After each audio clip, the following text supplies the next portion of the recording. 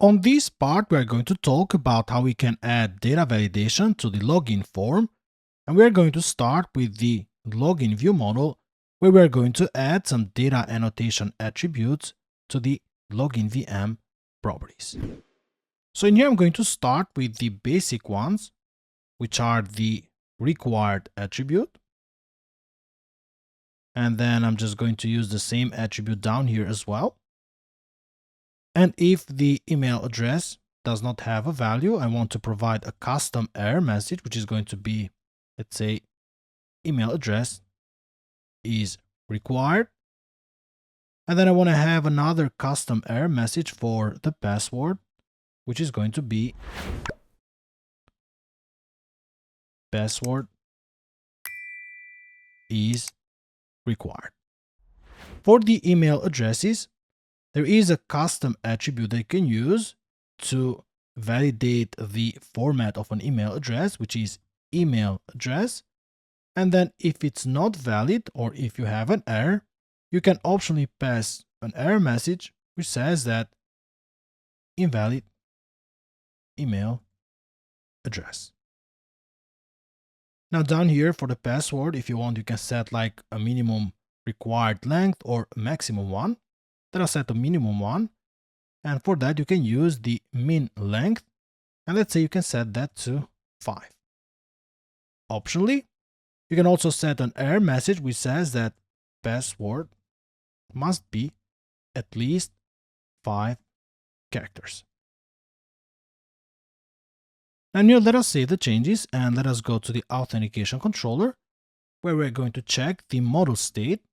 So if is not the model state valid, so if the model state is not valid, then I want to return the users to the login view. But now I want to pass as a parameter the login VM, which now does also include the model state validations. Let us save the changes. So this is all you need to do in here. And if it's valid, it's going to redirect the users to the home page. Now in the login view, we need to also check if we have the error placeholders. So in here on this view, we don't see any error validations. I'm just going to add a break tag in here. And then after the small text, I'm going to add a span. The span is going to have the attribute ASP validation 4, and the value is going to be email address. We are going to do the same down here on the password. Going to have a span, and the attribute is going to be ASP, and then validation 4, and the value is going to be the password. Let us remove this additional ASP in here. And then within the form, we have this button which has the type submit, which means that the submit action or the submit event of the form is going to be triggered. Now let us save the changes. If you want, you can put a breakpoint, but you did already see that on the last part. So I'm just going to remove the breakpoint and then simply start this project. Now here I'll just go to the login button. And here I'm just going to provide an invalid email address. So just service, and then the password is going to be 1234 login. You are going to see that we have this in here by default. So at and then login. Okay, let me just put Trupia as well. And then login. Now here we can see that we have two problems. The first one is that this email address is not a valid one because it does lack the top level domain or the TLD such as .com, .org or .net, which is typically required for a valid email address. And the second problem is that the password or the error for the password is not in red. Now let us go back to Visual Studio and fix these two problems. And I'm going to start with the login view model. In here, instead of using just the email address, I'm going to use a regular expression. So regex, regular expression.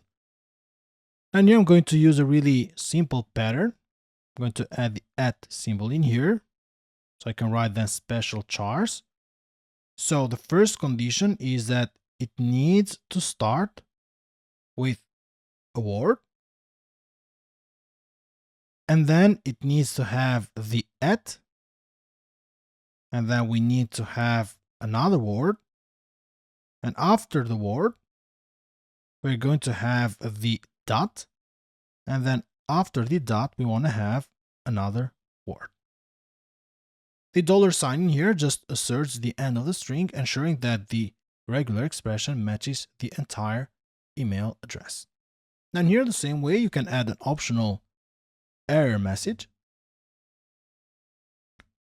And the error message can be the same as up here, invalid email address.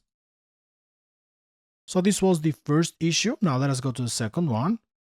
Here on the spans, for the color to be in red, we need to add the Bootstrap class text danger. Then down here, class text danger as well. Let us save the changes and then just restart the project. Now in here, let us go to the login form. I'm going to provide Ervis et Trupia and then the password 1234. Click the login button. We get up here invalid email address, and then down here password must be at least 5 chars, but both errors now are in red. I'll add in here .com and then type down here 1 2 3 4 5 6 7 and click the login button.